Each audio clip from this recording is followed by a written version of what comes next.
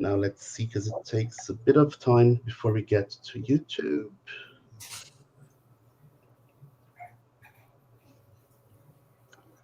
A few seconds. Here we are. We're live now. Fantastic. So let's just do this. Yeah. Well, good morning and good afternoon to everyone. Thank you very much for joining us in the first of this hopefully very successful partnership between our universities, UFPEL here in Brazil and University of East Anglia in England. So I'm Professor Eduardo Marques de Marques, and it's really nice to have you all here watching us this morning and this afternoon for this, which I'm sure is going to be a fantastic talk and a fantastic event. Without further ado, I would like to pass the floor to Professor Rafael Vetromiri Castro, who is currently the head of the international office here at our university, to say a few words for the official opening, so to say, of the event. Okay, thank you, Eduardo. Good morning, you all. It's a pleasure to be here.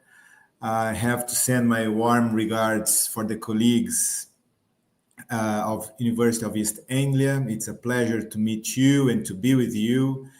And on behalf of our university, we welcome you and everybody who's attending the opening session of the seminar, which is important in so many ways. Of course, for the academic topic, it will approach on the following meetings until December, if I'm not mistaken. But it's also important because it's a benchmark for our graduate program in language and literature for the university, and I can say for the country, since we are opening and expanding the horizons of our interactions, academic interactions, connecting the Global South and Global North in such intriguing and important reflection, which will be approached on the session. So I have to thank you all for your participation, for joining UFPEL in the effort of making science in the humanities to be widespread all over the world. And we are ready to help and support any further development this partnership may have. And I wish you all, everybody who's attending the session, a very good moment and period of interactions and learning and ideas for future research in our area, in joining our universities in this effort. So thank you and good seminar for you all. Thank you very much, Rafael. Thank you so much for being here. I know you're a very busy person, so thank you so much for taking these minutes to officially kickstart our endeavor, as you said, which is fantastic. So, Karina, would you like to take on now? Of course. Thank you so much. So it's my pleasure to warmly welcome, following Rafael, everyone to this first seminar in a new series called titled The Environmental and Human Futures in the Age of the Anthropocene. And that's a collaboration between University of East Anglia, which is located in Norwich in the United Kingdom, and Universidade Federal de Pelotas in Brazil. And we're really excited to begin the seminar series with this paper today by Steve Waters talking about storytelling and the climate crisis. And Eduardo will invite Professor Richard Hand, who's the head of School of Literature, Drama and Creative Writing at UEA, to introduce Steve. But before we get on to Steve's paper, Eduardo and I would like to say something about this seminar series and the ideas and aims behind it. So we've organized this series together. We met through Dudley de Oliveira, a PhD student at Pelotas who spent 6 months at UEA with us last year as a visiting student. And he put Eduardo and I in touch because he thought that we would have many areas of commonality, and it turns out that we did. So we've spent quite a long time talking to each other, reading things, reading each other's work and so on. And it's been really a great pleasure. And it's opened up these areas of collaboration. And so things that we were particularly interested in when we talked about setting up this series was firstly our academic leadership roles in postgraduate research. So a particular interest in supporting and developing postgraduate researchers. The second, I guess, area of interest was the pressing concern about our collective environmental futures, and a shared appreciation of the rich theoretical knowledge and the expanded methodological possibilities that are brought to this topic by the arts and humanities. We also found that we had a particular interest in cultural studies, and in cultural studies as an open, interdisciplinary approach to understanding what is a very complex and multi-layered topic. In particular, understanding aspects of subjectivity and power, the value of the everyday and the marginal. And I think, like the environmental crisis itself, cultural studies elides a sort of singular definition. It resists institutionalization and disciplinary constraint. And that's certainly one of the aims with this seminar series, is to be truly interdisciplinary. And we had, I think, a genuine interest in cross-national collaboration. Raphael, you mentioned Global North and Global South. But I think Eduardo and I, through our joint experiences or shared experiences of working and studying in countries away from our home, has influenced both of us. We both did our PhDs in Queensland in Australia at different times. I'm Australian, so that's not that surprising, but a bit more surprising for Eduardo. And I think we're energized by the possibilities of dialogue, exchange, collaboration, because we realize the possibilities that are activated through those kinds of connections, and that how these can prompt different and new ways of seeing and understanding, and be, extremely enriching in the process. So I'm going to pass to Eduardo to finish the introduction that we collaborated on. And thank you. And to this end, I think it's important to say that this series of talks, the seminar, will feature a range of invited speakers from very diverse, not only academic, but geographical backgrounds. We had scholars, artists, practitioners whose work really critically engages with questions of environment, culture, and human features, which are the pressing issues that have connected us, Karina and I, and hopefully all of you who are watching us now. And we really hope that their contributions will inspire both reflection and dialogue, opening up perspectives that challenge us to think differently about the Anthropocene or its many variations, Capitalocene, Cthulhucene, and all the other scenes that have been looming over us for the past few decades, and also to think about our collective responsibilities within it. Equally important, I think, we envisage these seminars as interactive spaces where participants are encouraged to share ideas, ask questions, and begin building networks of exchange. So please make sure that all your questions or comments are placed on the chat box on the right-hand side of the screen. But also, this should not be just a series of lectures, right? But really an invitation for conversation, collaboration, dialogue, and ongoing intellectual engagement. So I'm happy to say that we're really delighted to have you here with us today as we launch this initiative, and we look forward to your participation across the coming sessions. So with that, it is my great pleasure to hand over to Professor Richard Hand, who will introduce today's speaker. Thank you very much, Eduardo, and thank you, Karina, and thank you, Raphael, as well. It's really lovely having that introduction of this exciting initiative, which we're happy to be proud to be part of the kickstarting of. It's really good.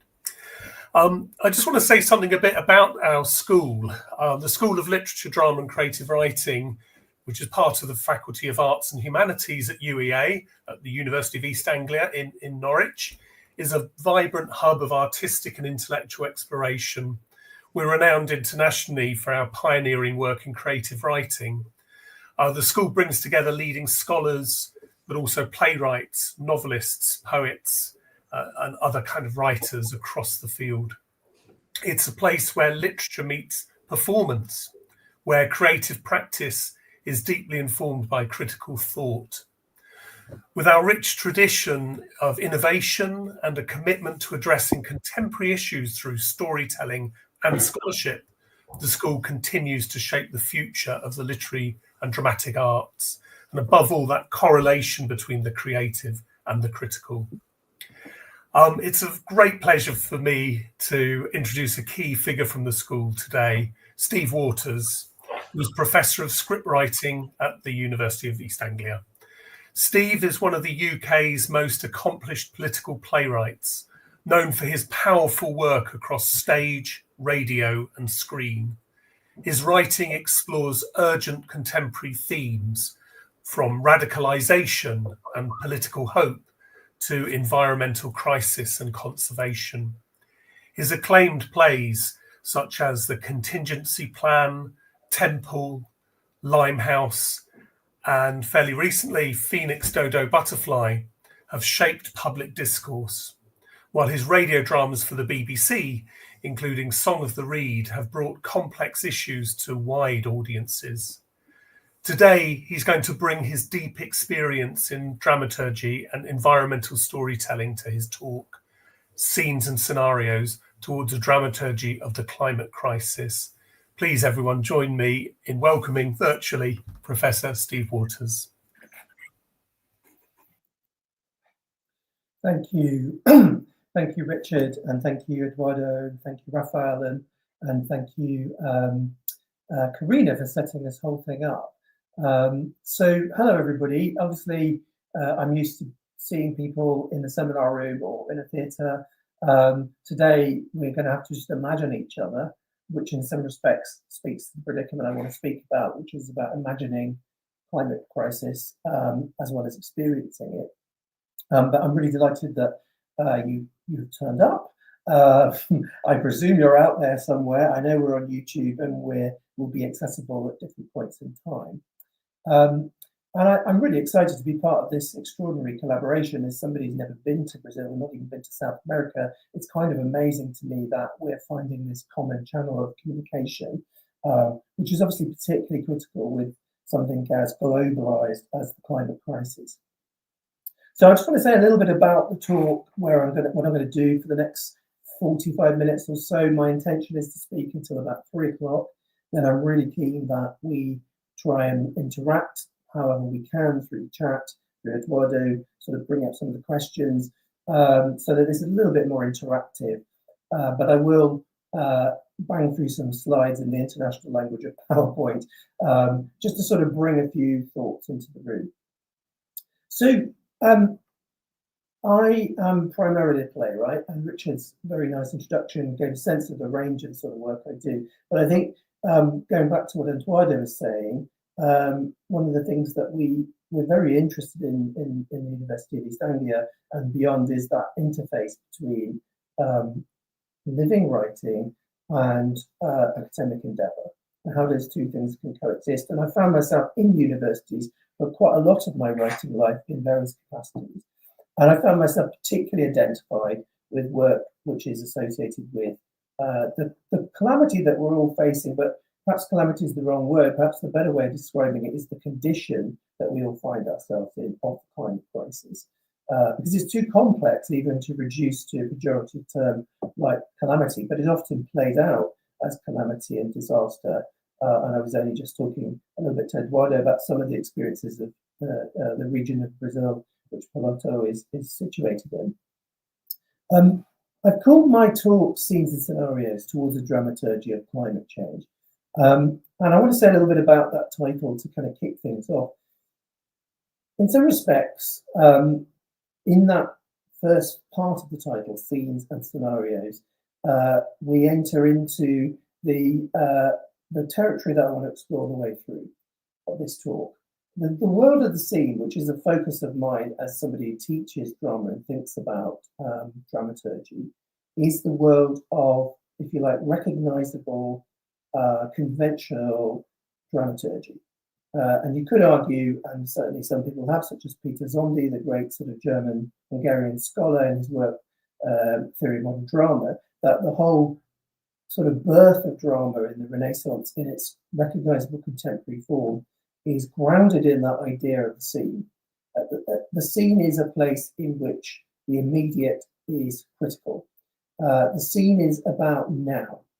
I sort of paused to quote the great American dramatist Arthur Miller, who once said that the word now is the most important word in the theatre, but it's certainly critical to the dramaturgy of the scene. The idea that in a closed time and space, an event will take place that will play out between characters and will generate change and will generate narrative and will generate, if you like, a story. So the scene is the kind of, if you like, indissoluble base unit out of which all drama grows, it seems to me. And it's going to feature quite a lot in this discussion. What is a scenario in sort of contrast to that? Now, in some respects, often these words are sometimes seen as interchangeable, but I think they're not interchangeable. I think they're quite distinct in their provenance. One way of understanding scenario is actually the idea of a whole script. So often we, in the world of film, possibly in theatre, the notion of an outline for a story yet to be told is what we understand a scenario to be. It's a word that has a particular provenance in the climate crisis, it seems to me. So if you look particularly in the world of scientific communication of the climate crisis, scenarios are critical. But how are they different from scenes, and how are they present? Now, it seems to me they're particularly critical in the communication of the future. And so much of what I want to talk about today is about how we represent time, futurity, the present, the past. And the climate crisis bundles them all together in a really complex and challenging way, it seems to me. Even this talk series, Human Futures in the Age of the Anthropocene, is quite interesting, isn't it, in terms of temporality. So we're talking about future, but we're in the age of the Anthropocene. The age of the Anthropocene itself is complex and controversial in terms of how we date it, where we begin it, whether it will ever end. So it's kind of at epoch level in terms of its kind of use of time. Human futures tend to be conceived around our own bodily temporality, around our own urgencies and immediacies. So we humans are finding ourselves in a new, if you like, version of time and temporality, which is both urgent and deferred, displaced and very immediate. It's about the future and the present all at once. So how do scenarios feature in the discourse of science? Well, I believe there may be some actual environmentalists on this call, so obviously I'm going to tread very carefully what I'm about to say. But one place that we might identify them is, of course, in the Intergovernmental Panel on Climate Change, is various periodic reporting. So, for instance, in the last, well, one of the most recent ones in 2021, the headline was 5 scenarios of climate crisis or climate change, running up to that elusive date, 2100. And you won't be surprised that the 5 run from viable and doable, which is 1.5 degrees centigrade over pre-industrial levels of temperature rise, up to the unviable and utterly sort of kind of catastrophic, which is something of the order of 4.4 centigrade over pre-industrial levels average temperature rise. And the way that scenario works in that setting is to set out pathways into an unimaginable future. So, in fact, these are tools really to kind of try and transform activity in the present to prevent certain futures from taking place. So you've got two types of, if you like, ways of conceptualizing time and experience. Their intention, whenever drama tries to engage with the very powerful insights that science has to offer us about the climate crisis, on the world of scenes meeting the world of scenarios. And I thought I'd just quickly gloss that picture that you see on the screen. This is actually an image that was chosen by a theatre that I worked with in my place, the Contingency Plan, the first stage in 2009. This was the Bush Theatre in London. I'll say a bit more about that production later. But there you see the world famous and iconic Tower Bridge in London, clearly succumbing to extreme levels of climate change driven sea level rise, which is one of the scenarios that kind of plays out in the drama.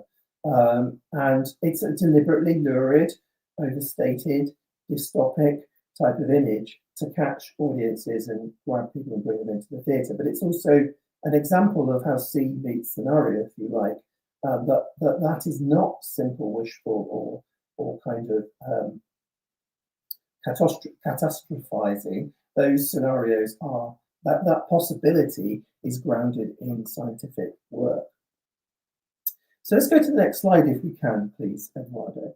So I want to dig a little bit deeper into that question of what are the specific challenges to dramaturgy. I'm using the word dramaturgy without defining it, but what I generally tend to think of it being is a way of talking about dramatic form as a whole, dramatic storytelling in a variety of modes, but often in perhaps most mainstream narrative work. Well, I start here with a quote which actually comes from a book from about 2008, I think, written by a former colleague of ours at UEA, geographer and environmentalist Mike Hugh, Why We Disagree About Climate Change. Which actually a really important book, which spends a lot of its energy trying to understand the different schemas which people bring to bear on how they interpret climate change, why they consider it to be a problem or not a problem, why they might approach it with different degrees of confidence or anxiety. And I think it was quite kind of salient that it came out roughly around the time of UEA's most dark hour, if you like, in the climate crisis, with the events of the release of a number of hacked emails, which kind of happened just ahead of the Copenhagen climate conference. So Mike's book was a really, really helpful way of kind of trying to kind of understand to some extent the denialist mentality, or the way in which that played out in a number of slightly confusing fashions. But he begins the book with a set of epigraphs, which one of which I thought was really, really interesting, which I've often returned to. Interestingly, it's a quote from an unnamed US Environmental Protection Agency officer. Now, that very body, of course, the Environmental Protection Agency, is currently at risk, possibly been largely dismantled thanks to the Trump regime. But back in the sort of noughties, this person speculated on why climate change might not be becoming a major policy issue. And they said, for three reasons. One, the science is too uncertain. Two, the impact of climate change was too far in the future. And three, there is no readily identifiable villain. Now, I think if I could sort of invite you all into the call at this point, we'd have hundreds of arguments about each part of that statement. And the world and climate change has moved on considerably since it was made. But I think there's a lot in there, again, which helps us understand this tension between the world of science and scenarios and the world of scenes and drama. And certainly it tended upon my experience when I was first pitching the idea of writing a contingency plan and meeting a whole load of skepticism from people in the creative arts about whether what I was trying to do was even doable. If we take each statement in turn, I think there's still some wisdom in those statements. And the first statement, the science is too uncertain, is clearly arguable. There's no question now, it seems to me, that the science of the reality of climate change is unarguable. There's no question now, it seems to me, that the science of anthropogenic or human-produced climate change is beyond question. But what will always be uncertain is the functioning of the scenario. Because the science on climate change is always about trying to extrapolate from the present moment into an unenvisageable future. We are always in the territory of uncertainty. And I think that's one of the things that is the biggest challenge, it seems to me, to the world of scenes. The world of scenes, people in places carrying out very specific actions, the things that drive drama are precisely the things that are clouded in doubt, uncertainty, and finding a dramatic and dramaturgical form that is able to, if you like, engage with uncertainty is one of our great tasks, it seems to me, as writers. The second statement, the impact is too far in the future, seems to me now no longer valid. But we have to accept that the impacts of climate change are, themselves kind of have to be sort of considered in terms of temporality. So there's no question that we are now experiencing every day in different ways across this planet the impact of climate change. It seems to be inarguable. I think most people in their bones know it to be true. But we are still functioning in the idea of an even worse, an even graver set of impacts that confront us further down the road. There's obviously always that idea and problem within the discourse of climate change anyway about how present tense action is always experienced as a sort of lag. So, the kind of emissions that we're living in now are often linked to a state 30 years before us, as David Wallace Wells, sorry, I was getting mixed up with David Foster Wallace. David Wallace Wells says in his great book, The Uninhabitable Earth, that the major emissions of climate change that we're now dealing with begin just at the same time as the first episode of the American sitcom Seinfeld. We are living, for instance, right now, it seems to be in the legacy of the 1990s. And what will it be like in 2050 to live through the legacy of the 2020s? So that lag in the system is unarguable, and that creates again a sense of distributed impacts through time, which again it's a challenge to try and capture in the very concrete world of the drama. As to whether there's an identifiable villain, I think what I find fascinating about that again is that probably most of us on this call would say no, there's plenty, there's Donald Trump, there's Bolsonaro, there's big oil, we would have a list as long as our arm of the villains. But what we can't quite sidestep is that pretty much everybody in the developed world is also on that list at some level. So that idea of distributed agency around climate change, summed up in the slightly disingenuous discourse of carbon footprint, is unarguable and certainly makes for a slightly different type of kind of dramaturgy than, let's say,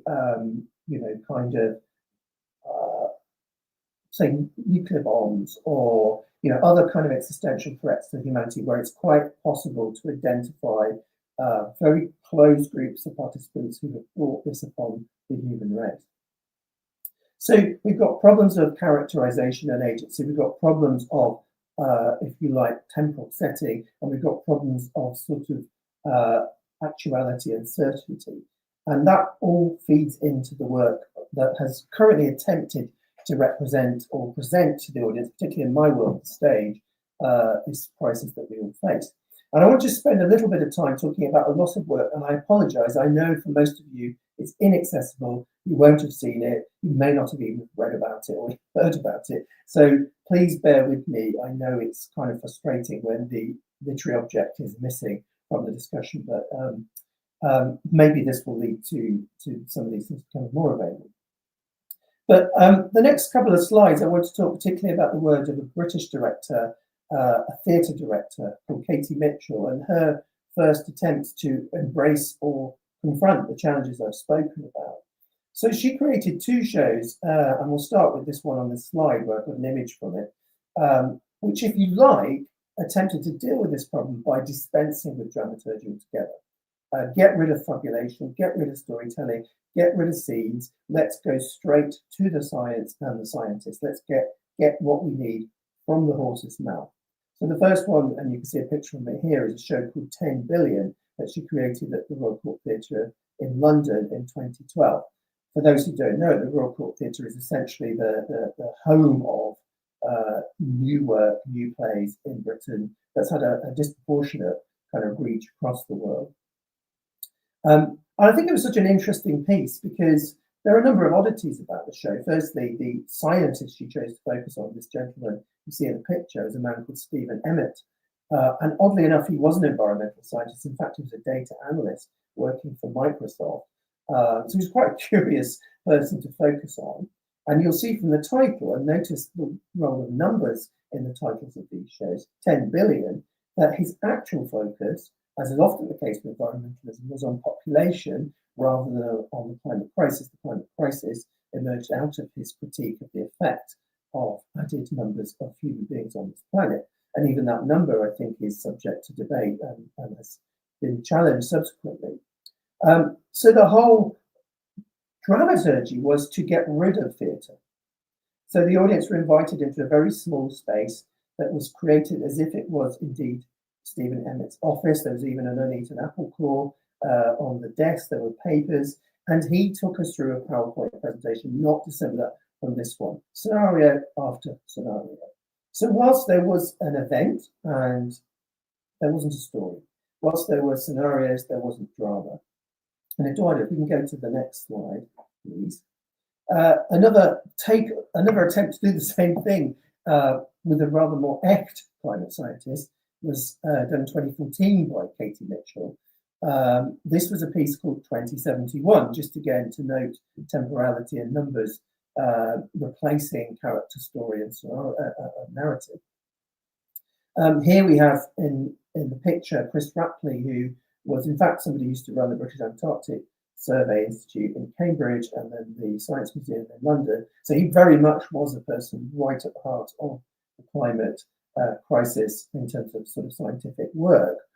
But once again, the show attempted to personalize and humanize, if you like, the scenarios. So whereas Stephen Emmett was speaking about others pretty much and never really revealed anything about himself, the whole premise of 2071 was that this date was set to the age that Chris Rapley's granddaughter would be when she was his age. Sorry, rather complex way of expressing that. So he was projecting forward, scenarios again, and trying to imagine the state of the planet at the point when she would be at his age.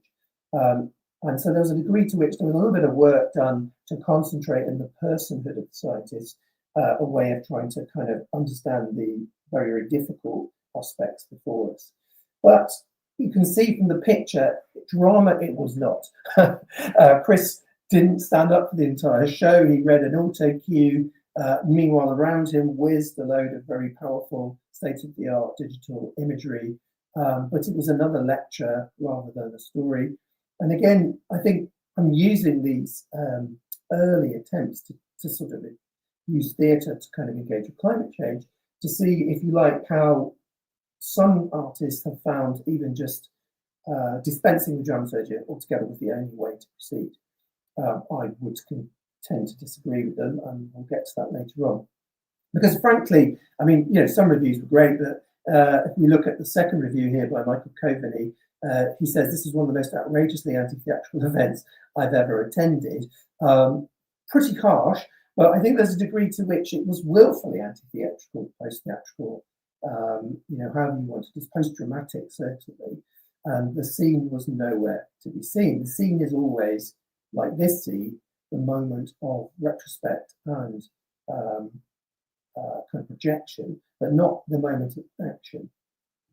Can we have the next slide, please, Eduardo?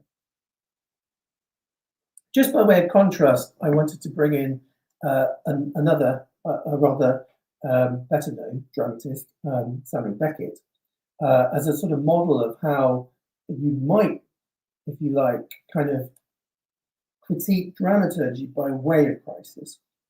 And also, in the midst of that, just reflect on the way in which one of the effects of the climate crisis is the way it backlights the previous canon. There's no doubt that so much of the work that precedes us has now taken upon itself a new meaning, courtesy of how we watch it in the light of the climate crisis, literally in the light of the climate crisis in the case of Happy Days. So for those that don't know it, Beckett's play was written in 1961, initially in French, Les Beaux Jours in French, And if we're to believe James Knowlson's book, Down to Fame, which is a brilliant biography of Beckett, the original version of the play was set in an island after, and this is in the country of Ireland, after a nuclear bomb had exploded.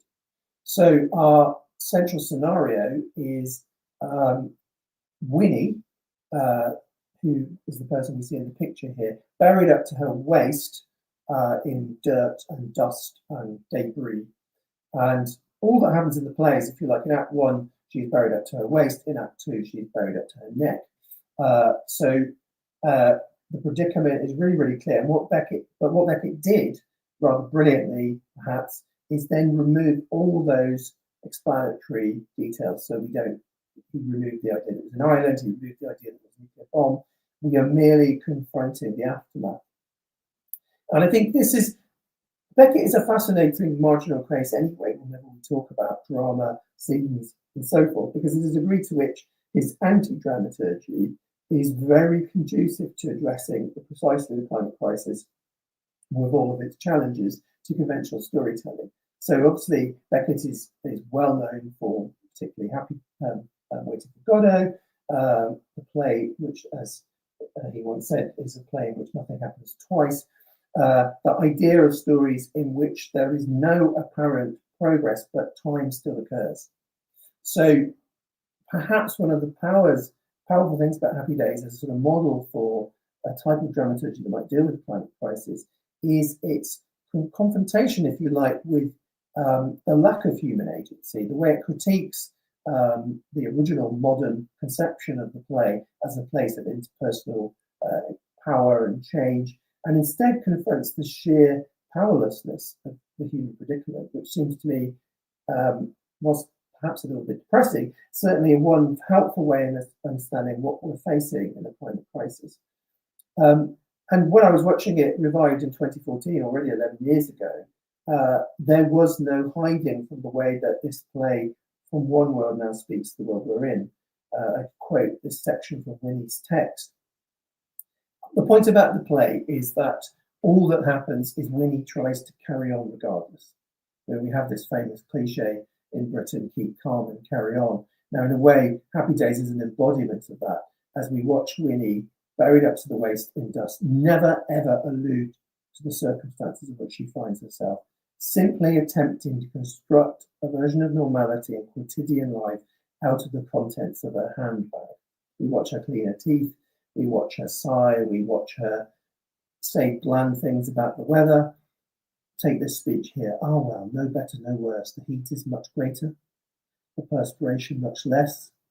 That is what I find so wonderful, the way man adapts himself. I speak of temperate times and torrid times. They are empty words. It's a tale of reckless optimism, desperate optimism, if you like, but it's also an amazingly accurate, it seems to me, account of how we are living through these times. Yes, we are attempting to adapt and change. On the other hand, we are attempting to carry on as if nothing is happening. And that convergence of scene and scenario is so shocking and so funny. And let's remember, humour has a role in all this. And that makes Beckett a really interesting model. Let's go to the next slide, please. So I just want to very briefly give a survey of the sort of efflorescence of work that happened in the theatre, really, again, about a decade ago. And I think it's worth reflecting on why that happened at that point in British theatre. Partially it happened because there were a lot of kind of cultural organisations that attempted to broker conversations between scientists and artists. I was part of one of them. It's called Tipping Point, and its whole kind of ethos was precisely to achieve that, to force the pace of the cultural conversation by bringing cutting-edge researchers into literal contact with artists in various forms. And it yielded an enormous amount and created almost a kind of wave of work. And that work, we see the dramaturgy of that work taking two forms in terms of time, actually. So the first type of work, and perhaps speaking particularly to the concerns of this seminar ongoingly, is to look forward in the spirit of a warning, dystopic futures. So that doesn't mean that the work was often unified in tone. So some of the plays that are listed here, such as Lucy Kirkwood's Great British Playwright's first play, Tinderbox, is actually a hilarious comedy. But what we notice in a lot of these plays is the problem is very advanced. So if you like, the drama happens 20, 30 years down the road. We're in a place where the very topography of the United Kingdom is radically changed. In Lucy Kirkwood's play, Scotland has literally broken free of England. In Beth Steele's play, Ditch, Beth Steele is a writer that comes from the Midlands, particularly there around Nottinghamshire. And this is set within the kind of Peak District, because in that area, there's this perception that much of Britain is flooded and only these areas that are uplands are carrying on. In fact, that's the scenario I think that informs UEA graduate Ian McEwan's latest novel as well, where the archipelago, the British Isles, has become even more of an archipelago, courtesy of climate change-driven sea level rise. So you've got projections forward. Climate change is happened. It's gone in a particularly unitary and extreme direction. What do we have left then to watch? And it seems to me these stories, like all dystopias, then find themselves in another genre altogether, which I would call the romance. If they're often stories of quests, they're stories of violence and sort of struggle, they're stories of survival. They're like westerns, if you like. I think of Cormac McCarthy's The Road would be a classic example of a kind of nightmarish Gothic western, where really the focus is on killing the bad guys and staying alive and keeping the sun with you, rather than thinking back to what has propelled the characters into the world that they're in. So at their starkest, these plays say this could be this bad, but actually the general message to the audience is to almost explore and enjoy the kind of new feudalism that is often generated by calamity. So there's a curious like mixture of comfort and kind of trauma that's kind of linked to these plays. Next slide, please, Eduardo. So the other type of work that was very prominent at that time and going forward has been what I'm calling unsettled presence, descriptions of a struggle, works that were effectively realistic, naturalistic works that tried to track, if you like, this social, psychological impact of the climate crisis on behavior in the present. So that they became kind of anti-room, anti-chamber kind of dramas that, if you like, try to track this new kind of human behavior in the time of the climate crisis. A classic example would be the very brilliant play In the Middle here by Duncan Macmillan, who's actually been a really significant writer in this kind of work. He wrote this play called Lungs, first produced in 2011 and subsequently revived a great deal. Now, what's very interesting about Lungs is temporality again, because what we have in Lungs is what I'm calling a two-hander, simply two characters, unnamed, often in unspecified settings, but speaking an extremely naturalistic dialogue. And the focus of the play is basically upon having or not having children and the impact that they have on a relationship. So I think that's often been the focal point of this kind of drama. It's almost like, how is the family, how is the conception of the reproducibility of the family affected by the looming crisis of climate change? And Lungs nails that very, very powerfully. In fact, Eduardo, if we see the next slide, it brings together again the British director Katie Mitchell. Here is a production that Katie Mitchell did of Lungs in Germany, I think in Berlin, in the Shah in Berlin. And actually taking that logic, not only to make the play about the climate crisis and the way it's affecting behavior, but also to make the show a model for, if you like, a low carbon kind of production mode. So you see the actors here on bikes, literally generating the energy that they need to create the lighting and the amplification that makes the show possible. So a fascinating mixture of a kind of contemplation of the grimness and psychological kind of difficulty of the climate crisis set against the optimism of the solutions that are coming into play, a rather brilliant way in which you can use performance.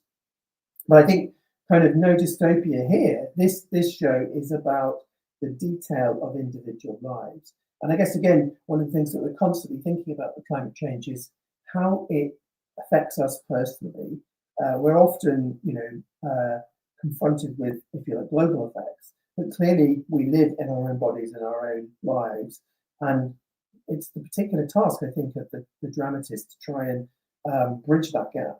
And I think Duncan Macmillan's Lumps did it brilliantly. Okay, next slide, please, Eduardo. So we finally arrived at my work. And I won't sort of, again, dwell on it too much, but I wanted to sort of, again, pick out some of the dramaturgical strategies that I use to try and bridge this gap between scenes and scenarios. And one of the reasons I think I'm talking to you now is because of these plays that I'm about to talk about to you. Richard invoked them right at the beginning. So as I was implying earlier on, I spent a lot of the early noughties thinking, worrying very profoundly about the climate crisis, feeling it wasn't reflected terribly vividly or indeed very actively in either the politics or the culture of our moment, and seeking to find a home and a dramatic language in which to express it. And all of that led me to work with the theatre in London called the Bush Theatre, at that time a very, very small theatre, 60-seater, probably 3,000 people saw the show when it first came out, and very immersive, very experiential, if you like, not a place for uncertainty, not a place for speculation, very much more a place for the detail of behaviour and the detail of experience. As the previous artistic director, Mike Bradwell, said, this is a theatre where it's impossible to lie. And I took the approach of trying to, if you like, confront the way in which the climate crisis is what you might call an impossible object. Another way of talking about it is, of course, as Timothy Morton has said, a hyper object. There's a degree to which the climate crisis, again, to bring in another writer, Amativ Ghosh, is all about the derangement of scale. It's everywhere and it's nowhere. It's here and it's there. It's in Brazil. It's in the United Kingdom. Of course, it's experienced differentially. But even the very, very simple matters like where is that carbon in the atmosphere, the way the atmosphere is so distributed, the way weather systems are so indifferent to national boundaries, all of the things that are uncanny about the climate crisis are also what's inspiring in a way about it, where it re-grounds us in the world. I think of the last work of the French thinker Bruno Latour, which was called Down to Earth, and he explored quite a lot in that book, the way in which kind of the crises that we're experiencing are re-territorializing us. They're reminding us that we live in bodies on landscapes, in biospheres, cryospheres, whatever spheres that we live in. So how to reflect that? And one of the things I tried to achieve in the contingency plan was to sort of do that through the notion of the diptych. So this contingency plan is not one, but two plays. In fact, there's no play that's called the contingency plan. Even the title hovers over the plays. So if we go to the next slide, the first play, well, is it the first play? One of the plays, because they're not necessarily experienced in sequence, is called On the Beach, and it is a family drama. It's set in the outside. It takes place in the landscape of North Norfolk, probably about 30 miles north of me here. An extremely vulnerable and very beautiful and very haunting coastline, largely marshland, and very susceptible to dramatic flooding and increasingly ferocious sea level rise driven storms. And I wanted to sort of immerse the audience in the specificity of that setting, because it seems to me that the places that are most at risk from the climate crisis are often really specific and often extremely beautiful, fragile, powerful places that in a way are by definition outliers. But the other play, if I go to the next slide, Eduardo, is called Resilience, as you can imagine, ironically. Now that's set in the heart of government. It's set in Whitehall. It's a very different genre of play. It's basically a farce, a Whitehall farce with horrific implications. And the two plays are linked, and I won't go into the full plot story, but what you see in the picture there is a man called Little Platoon, who's a glaciologist, who's interrupted his work in the Antarctic to come back in the company of the woman there, Sarika Chatterjee, who's a civil servant, to bring right into the heart of government the gravity of the loss of the large ice sheets and what that might mean for the entire world, but obviously particularly for the British Isles.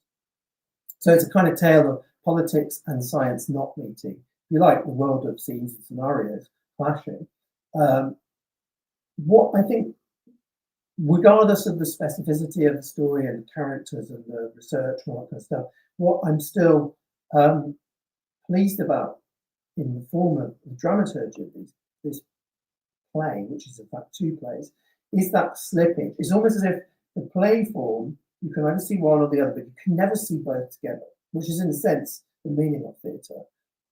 You can't cut away like you can in film. You can't sort of have simultaneous realities. You rigorously are stuck in government or you're stuck in North Norfolk. And that seemed to me to say something very powerful about how we experience the climate crisis, rather like the way Winnie experiences the aftermath of that calamity in Happy Days. The other thing that became really powerful in the play was that the second act of both plays is pegged to the same moment, and it's the moment of the outbreak of a particularly disastrous and destructive maritime storm that afflicts the whole of the east of England. By the way, that storm was very much based on a real event that occurred in the 1950s in Britain, amped up to try and accommodate sea level rise. And I suppose the whole point about the play, to go back to the observation of the Environmental Protection Officer, who said the science is too uncertain, the impact's too far in the future, and the villain is not easily identifiable, is if we go back to the science is uncertain, that is the core meaning of the contingency plan. How is this not going to play out? How can the uncertainties of science inform the uncertainties but the immediacies of government? How can policies and sort of laws and kind of political propositions safeguard us against the future? The point about the play is it brings forward into its near future some of the more extreme possibilities that we face. Although, as I mentioned earlier, I know in some parts of the world, including Brazil, you are already in that reality. So that doubleness of two plays sharing the same time scheme, but where the audience can never experience both those events simultaneously, they're either stuck in the sort of cobra, which is like the kind of panic room, if you like, of government trying to kind of meet that policy, or they're stuck on the Norfolk coast about to be inundated. I felt perhaps said more than anything else through dramaturgy about how we're all living through these times. And I also say that I did actually get a lot of excitement from filmmakers. I adapted that into a film, and it never got made. And I think one of the reasons why that proved to be a busted flush was that film obviously wants you to see the flood. It wants you to see the destruction. It wants you to see the fallout and the action. Whereas the theatre can't show you that. And by not being able to show you that, forces you to focus on the human space in the wake of that, or in if you like, the run-up to the calamity, which is where I think we are, the run-up to the calamity. Sometimes we're in the calamity, but most of the time we're in the run-up to it. And what we do now can change everything. Next slide, please. I just wanted to briefly mention that these plays have followed me around. This is a production that happened about 3 years ago in a major city in the UK, Sheffield, in the Crucible Theatre. The shock for me when I went to see this production, I mean, I was involved in rewriting the plays for the production, was sitting with the audience and recognizing that when this play was first seen in 2009, there was a thrill of anticipation and possibility, but also a sense that for the audience, this was an imaginative endeavor. When we watched it again in 2022, it felt like realism, simple realism. And I think the reason for that, by the way, is the pandemic. We'd lived through such an extraordinary calamitous crisis in this country, and I know in your country, and obviously globally, that in some respects, what I was trying to sort of set out felt relatively mild, shockingly. More to the point, what it provoked in me was a feeling that this era, the era of the 2010s, the era of warnings and projections and near futures, is over. It feels to me now we are in a different conversation and our task has changed. And that leads me on to the next slide, please, Eduardo.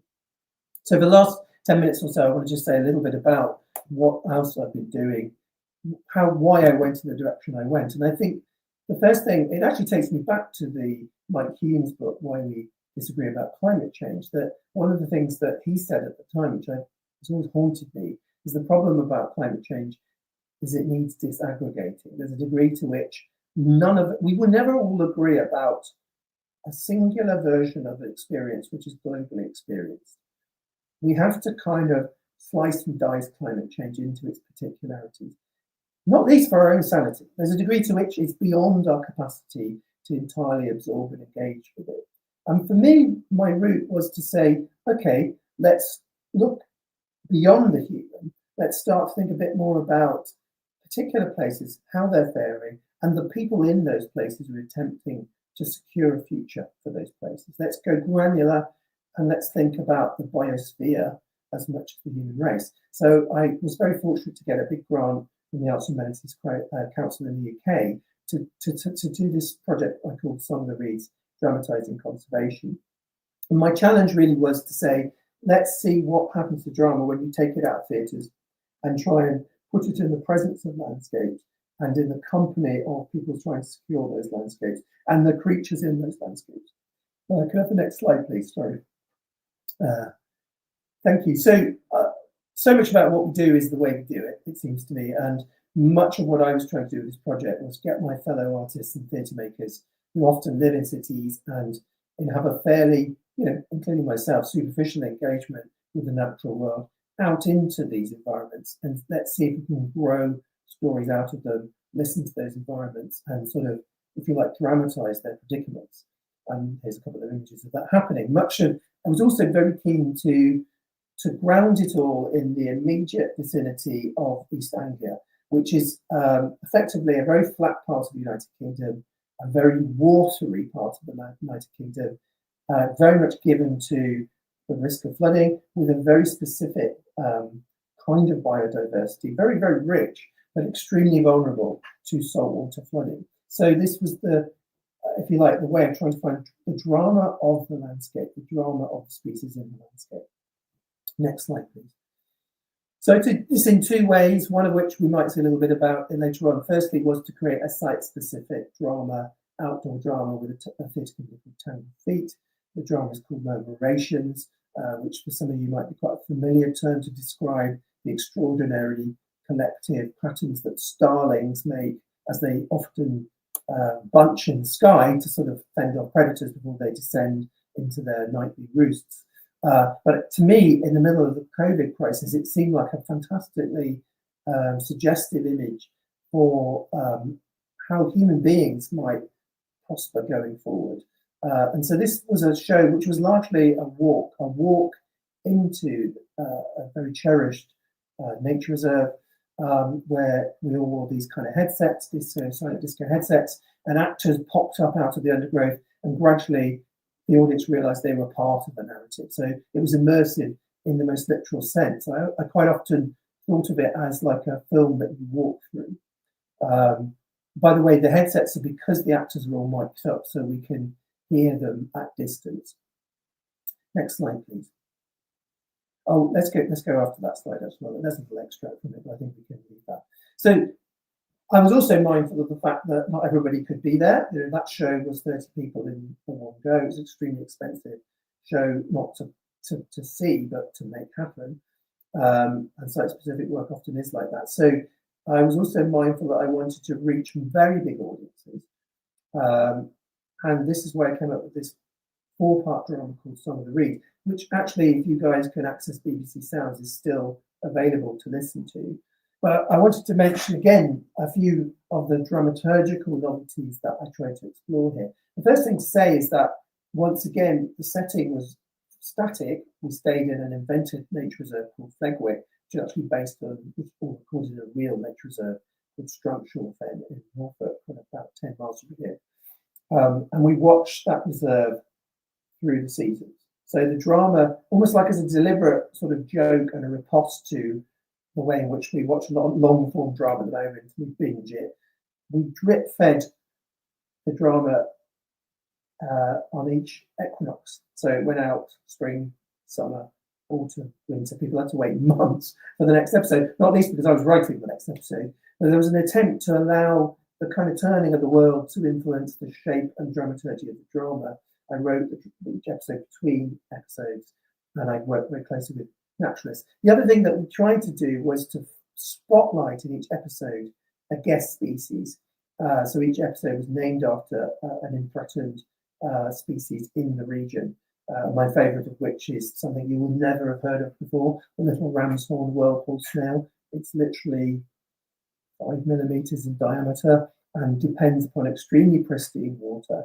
And we have a few of these snails in an area near the River Waveney in Norfolk and Suffolk. So this inversion of the priorities, if you like, of drama away from the human-centered scene into something more than human. But of course, humans are in there too. You'll see the pictures of the actors there, Mark Rylance, Oscar-winning actor, Sophie Okonedo. They humanized that, but they also brought their skill and talent to the environment of which the drama spoke. So the site-specificness was continued.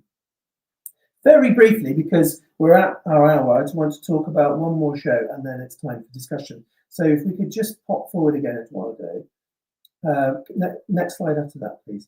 So final, in a way, fusion of scenario and scene is this most recent project that, again, Richard Hand alluded to, Phoenix Dodo Butterfly. And I think I want to end with this because it's a modest affair. It was a touring theatre show that I fashioned over the last 2 or 3 years, again, largely located in this region.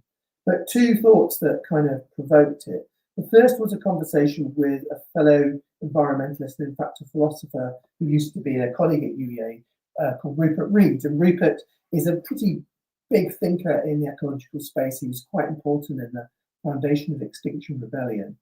And he is the person responsible for my title. Because what he's offering in Phoenix, Dodo and Butterfly are 3 very stark and very powerful scenarios which kind of posit a version of literal civilizational collapse. And one of them is unambiguously bad, Dodo. I don't think anybody could come away from that without imagining the worst is facing us. Extinction is written into the name of the dodo. There's no coming back from that. Phoenix is an interesting one because, of course, the phoenix had to die to live. And in a way, it's a positing of a future where civilization, as it is currently constituted, cannot proceed, will collapse, but out of its ruin will come something stronger, perhaps, or certainly very different. Now, clearly, neither of Phoenix or Dodo are desirable scenarios. So Butterfly, which I always made the last in the 3 short playlets that I fashioned for this project, is about where those moments of transformation and hope are in the present, and what are the seeds of transformation that can prevent Dodo and Phoenix. But the other thing that was critical of hope from the scenarios was the idea of centering this around farming. Again, going back down from this route from climate change, the climate crisis in its totality, to government and, if you like, politics and science, to conservation. Even in that work, I was conscious of the missing element of the conversation, which is farming. And obviously in Brazil, farming is a pretty serious driver of a climate crisis and felling of the rainforest and so on.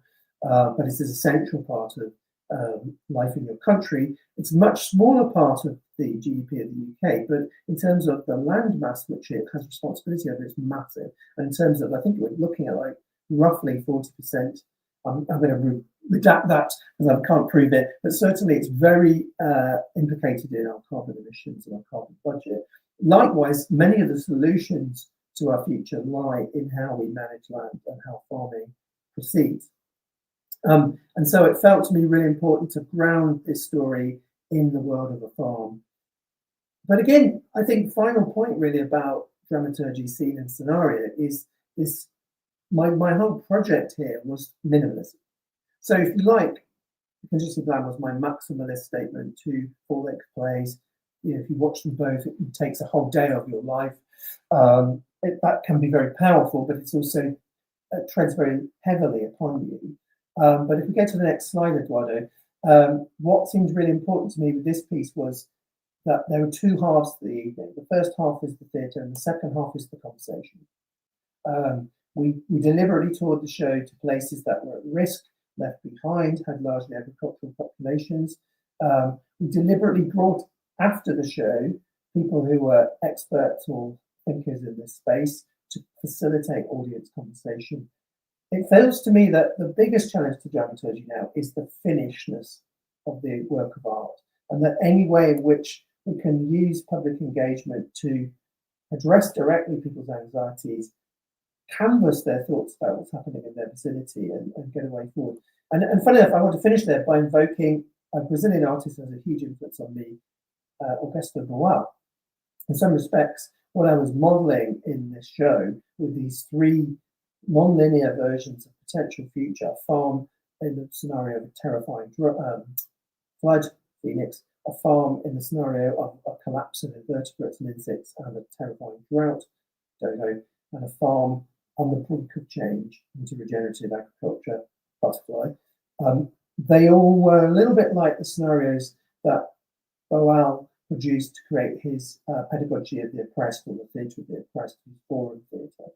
And that same relationship with the audience, it's not good enough to warn the audience, bash them over the head, leave them lowered. They have come together. This is an extraordinary opportunity to enable all sorts of conversations to take place. And at that point, I'd like to start to have a conversation with you guys. Thank you very much.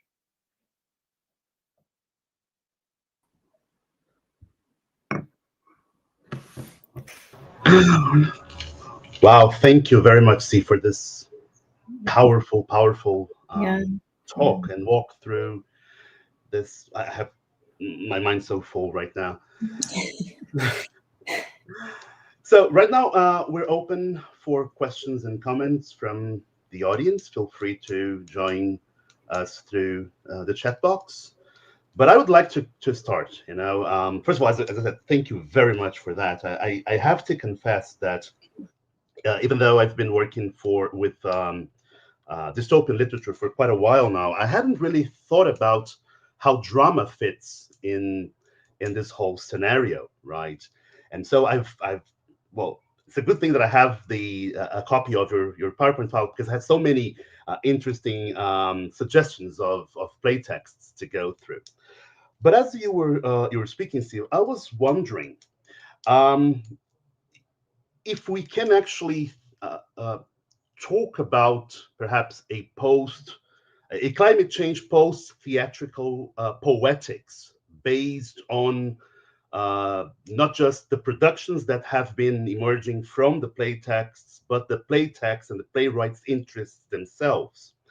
I have the feeling that it's more than just a trend, that there are deeper concerns, but I would like to hear you speak whether we can actually think about a poetics, because a lot of that, especially your own work, seems to me, I haven't seen it, but from what you've brought here, that we can actually aim at some sort of catharsis, or at least some sort of epiphany from the audience, to see that as a way of addressing perhaps the audience's concerns and the audience's anxieties, and more than that, our role in this whole shit show that we've been living through.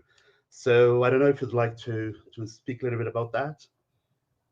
Thank you, Eduardo. I think that's a really very important question. I think in some respects, I'm trying myself to gather together here scattered work, which is possibly positing exactly that kind of poetics. I mean, I think it is really, I think you're absolutely right, that I think writers, particularly stage writers, who've engaged with the climate crisis, have all had to challenge their own core storytelling model.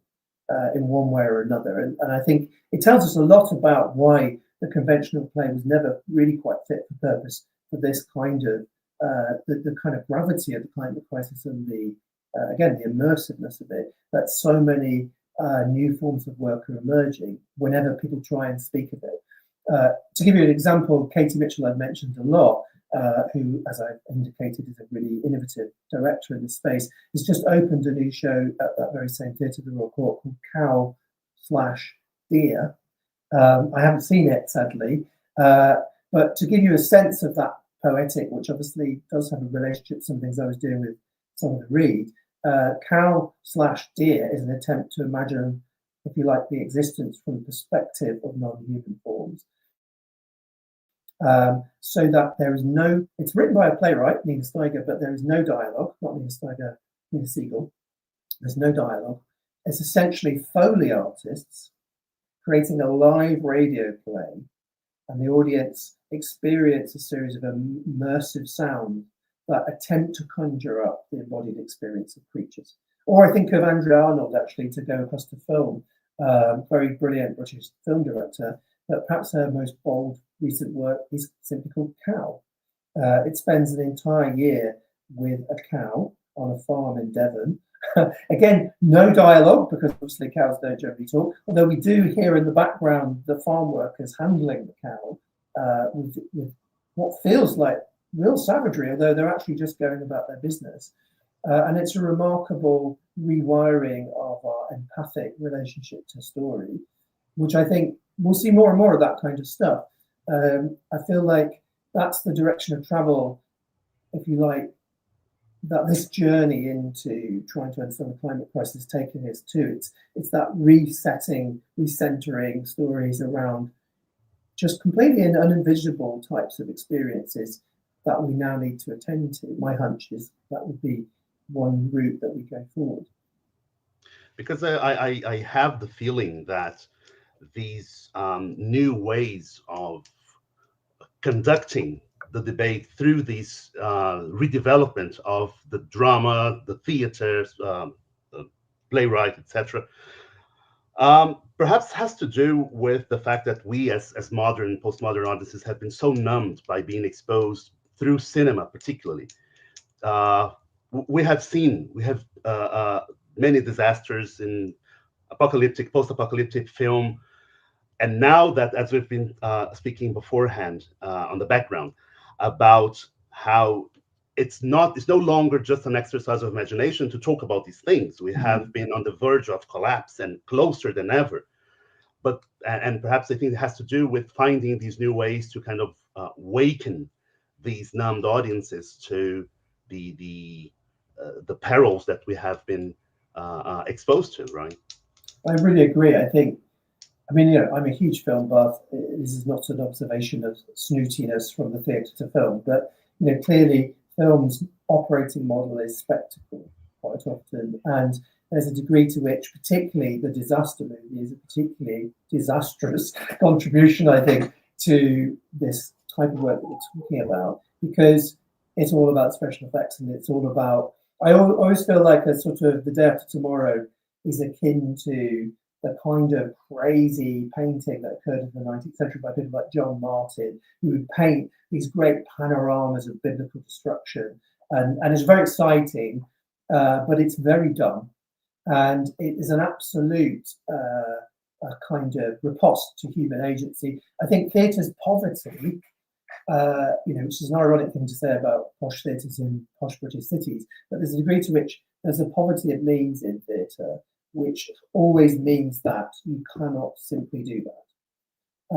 And I think that's why it's, for me, an optimal context in which to explore some of these things, because essentially you're always bounced into different questions than, kind of how big is that wave, how destructive is that tsunami.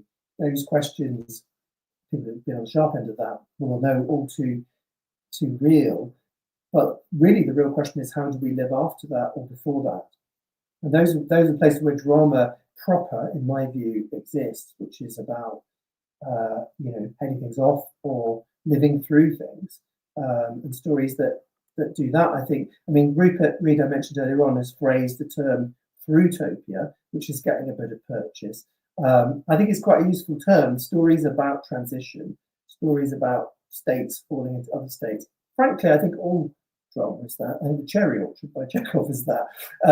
But on the other hand, it's neatly kind of summarized. So I think Phoenix Down Butterfly was a good example of what Throughtopia might look like in a slightly modest form of the life of a farm. Do we have any other questions from the audience? Or from Karina, Professor Richard?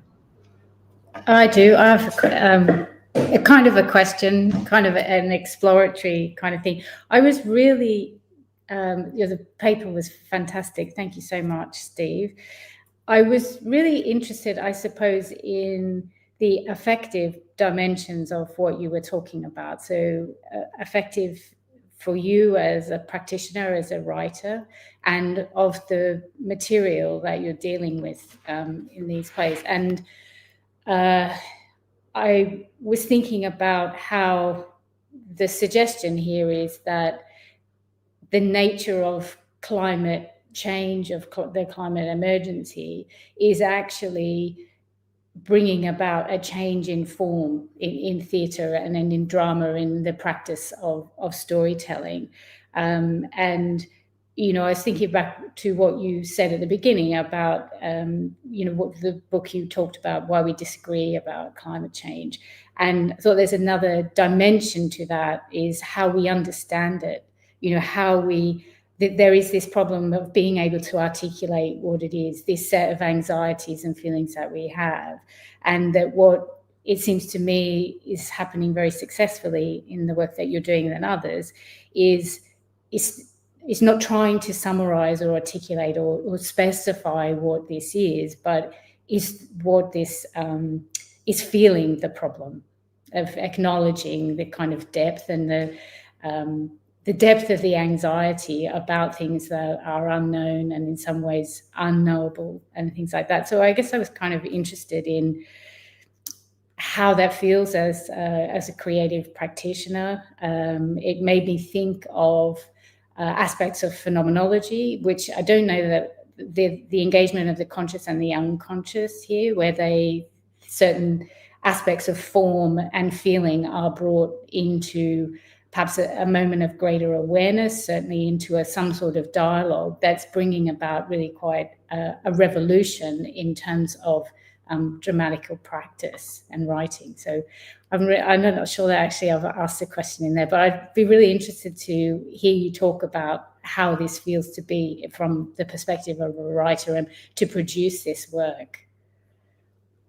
Thank you, Karina. I think those are really very salient thoughts, because I mean, going back to my slightly unfair characterization of shows like 2071 and 10 Billion as kind of anti-dramaturgical, that they actually were very, very, well, actually 10 Billion, very powerful, largely because of the kind of stoical aggression actually of the speaker. It's almost like it was a masked aggression to the audience, summed up by that line I quoted about, you know, we're fucked.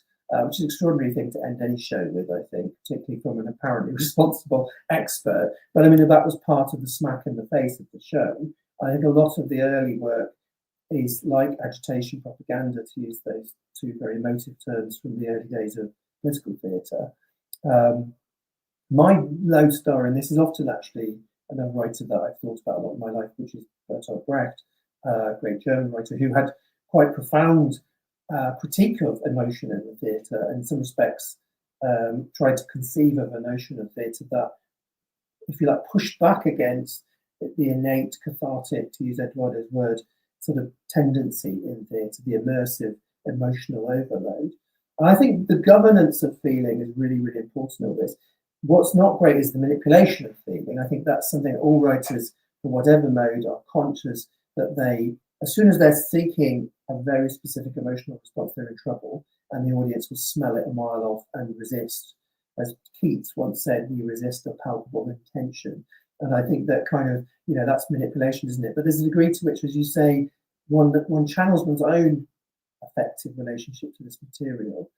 I think Phoenix Dodo Butterfly was a particularly interesting example of that, because I found it very difficult to write. particularly the middle scene, Dodo, which I always put in the middle. Like, you can't start with the worst scenario and then get better. You can't, start with the best scenario and then get worse. It was very interesting. How did you kind of juxtapose these apparently non-linear pieces? And I had an idea that the whole thing would be done by chance, and that perhaps each night we'd have a different configuration. But I realized that that was a disaster for the audience, and that Dodo was writing about a world that I don't want to see at any level, and trying to confront that world. What I found myself doing, and I feel that's what Beckett does as well, not to compare myself with him, was that I couldn't help indulging in the gallows humour of that. There's a degree to which that's our other great tool in this, is actually humour. It's an underused resource. A lot of work in this space is painfully serious. And yet I think theatre is about laughter primarily. And as Brecht again said, a theatre that can't be laughed with should be laughed at. And so I think that's been the secret weapon quite often. And that is my own way of dealing with emotional extremity, is to sort of like retreat into humour. But actually I think audiences recognise that. And I think earnestness is the other thing we have to guard ourselves against. Because I think the reason that the climate change politics is failing across the planet right now is because it's like a collective outbreak of earnestness. And people are finding themselves like facing what they consider to be a falsely based official version of reality, which is forcing them to give up their cars and their boilers and their, and I think their tool back against that is a kind of wild satiric humour, which can shade, obviously, in the case of the populists, into something much more thuggish and destructive. But at the heart of it is a kind of clown-like type of response to that. And I think that's the thing I think that we have to really guard ourselves against when we talk about the effectiveness of climate change. Because it seems to me a lot of people are very frightened of it. And then when the clowns come on stage, they feel released from their fear. But when Keir Starmer comes on stage, they feel even more afraid. And they don't like that. Or maybe, I don't know about Luna, how he's getting on with this at the moment, but yeah, anyway, enough politics. Yeah, that's really interesting. Thank you. And I was also struck by what you said, where you talked about Phoenix Dodo Butterfly, and I went to the performance of that was at the UEA Drama Studio as part of the Norfolk and Norwich Festival, and was there obviously when the play was on, and then you also had the person speak at the end. I forget who that was, but you said, and I wrote this down, that this sense of giving completion or finish to the work, to the art or the presentation. And I, as you know, but not others, I run an environmental film festival at UEA. And so I find that is something our audience want as well. So when we put films on, even though they are, like your play, self-contained as stories, that isn't satisfying for people. They don't want to leave at that point. They want to be part of a dialogue or conversation. They want to try and make sense of what they're seeing and share that with other people in that space. They may continue talking about it when they leave, but they want to be engaged in that there, which is something I thought was just a really interesting point. It's not really a question, but I agree. I think that the luxury of art for art's sake in this particular space has to be challenged. I certainly think nothing good can be achieved without the logic of art being pursued to its limit. So and Boal is an interesting limit case here, because obviously Boal definitely didn't believe in art for art's sake, and definitely was prepared to create potentially quite bad art for good social outcomes, to use art as a tool in a very unapologetic way. I haven't gone that far.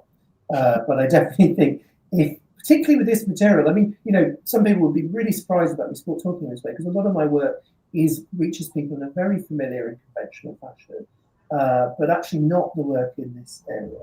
And I think it tells us, back to Eduardo's original question, why it seems incumbent on artists entering into this kind of very powerful debate that you can't just deliver the same old goods.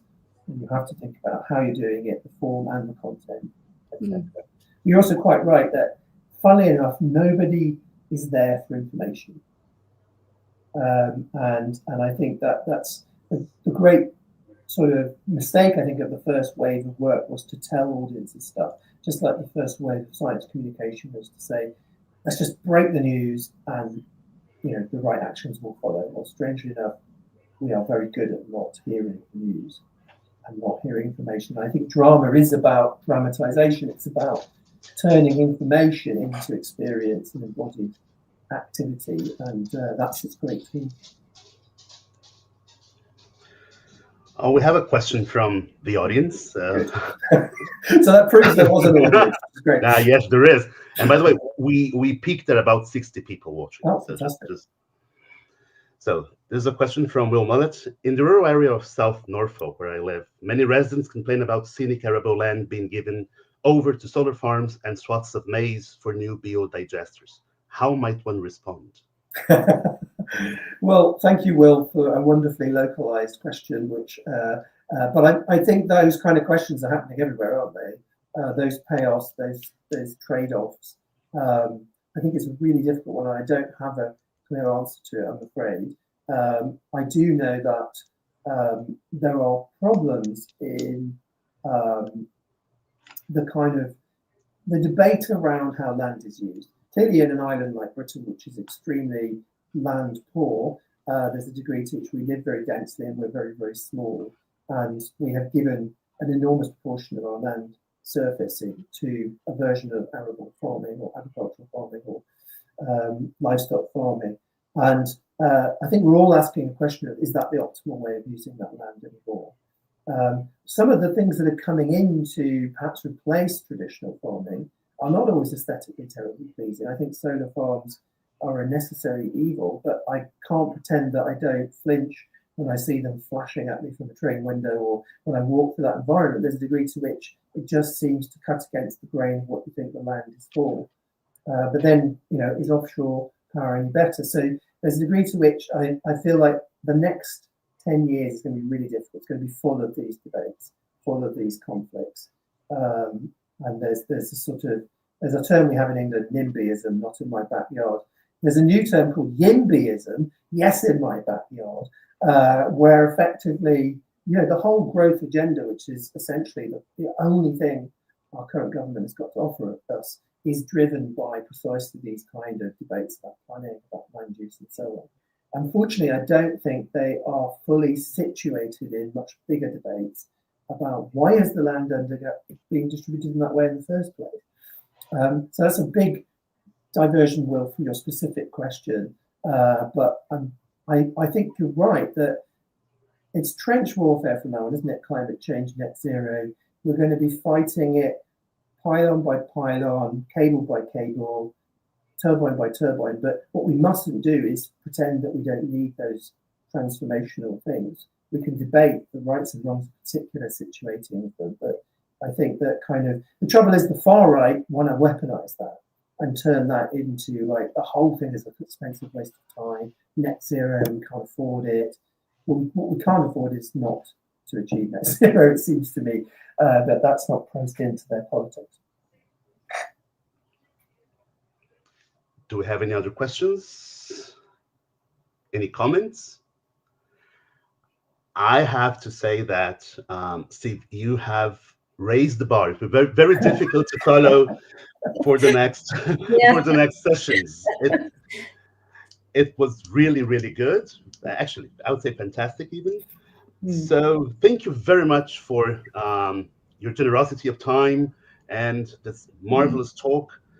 And I think we can finish it. I know Richard would like to say anything before we go. Karina? No, just how fantastic that was, Steve. It's always a pleasure to hear you talk, but it was such a profound reflection on creativity and critical approaches to that, and such a critical issue as well. So that was really valuable. And wonderful questions, Eduardo, Karina and Will. Really, really lovely points that to keep the conversation going. Thank you so much. My pleasure. Thank you, everybody, and good luck with the seminar series going forward. I have to say, most of it happens exactly when I'm teaching dramaturgy. So I will be watching you on the stream rather than live, but I think it's a brilliant endeavour, and I hope we can meet each other in person at some point. Thank you. Eduardo, can you say something about the next seminar? I can. The next seminar for which everyone is invited will be on October 16th. And the paper will be given by Professor Marina Pereira Penteado, who's a member of my research group. And I don't have the title of her talk, she hasn't sent me yet, but she works specifically with climate fiction, contemporary climate fiction, so I'm sure it will be a very thought-provoking talk as well. So we hope to see you all again on October the 16th for the second session of this seminar. And thank you very much for everyone who's been watching us, and I hope to see you back in a month's time. Thank you very much. Thank you. Thanks so much, Eduardo. Thank you. Thanks, Eduardo. Bye. And